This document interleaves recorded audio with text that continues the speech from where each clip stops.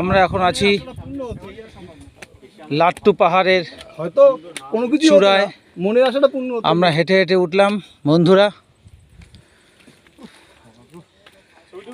ঠিক এর সামনেই সেই নলডুগা রাজবাড়ি এবং এই যে সেই ঝিল, এই সেই ঝিল, যে ঝিলে অনেক ইতিহাস আছে। আমরা সেই বহুদিনের পুরনো বাংলা সিনেমা আশিতে আসিও না যা দেখেছিলাম, যেখানে বয়স্ক মানুষ এই ঝিলে নামলে, স্নান করলে তারা যুবক বা যুবতী হয়ে যেত।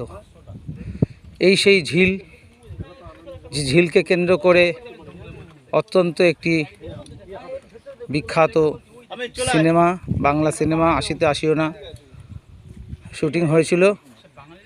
এই সেই ঝিল, চারিদিকে ছোট ছোট পাহাড়, পাহাড়ে ঘেরা এই ঝিল।